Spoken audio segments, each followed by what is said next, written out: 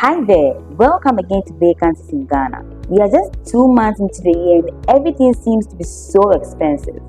Prices are high, salaries feel so small, and now stretching every single cedi is a survival skill. Today, I'll be sharing with you how to budget a monthly salary of 2,500 Ghana cedis without feeling miserable. Let's break it down. First up, rent. Rent takes a big chunk of our salaries.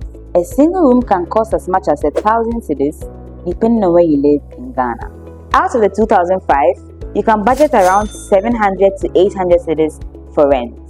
If you're not married and you don't mind, staying with your parents could save you some serious cash.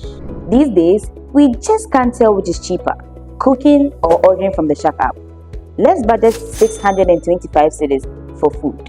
Buying in bulk and cooking at home saves money.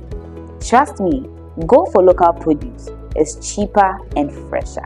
Eating out, keep it for special occasions. There's no need to build a budget on daily takeouts.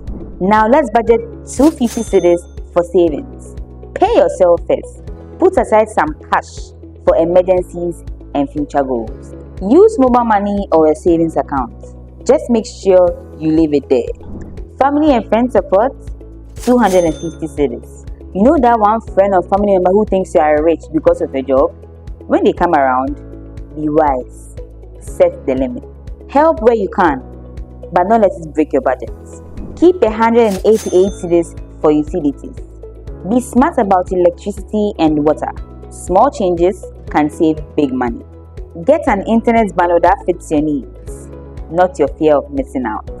Transportation, 250 cedis. The trick to saving on transport is living close to work if possible. The rent might be higher, but you will save on daily fares. And don't be shy.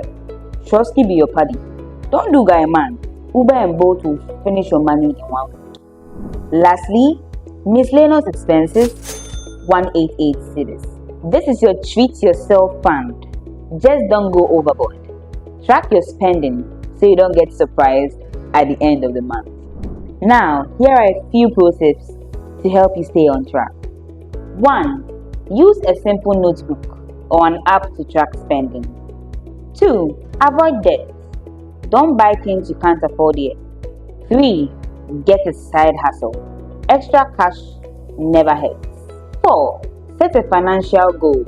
It keeps you motivated to save. Listen, times are hard, but you can take control of your finances.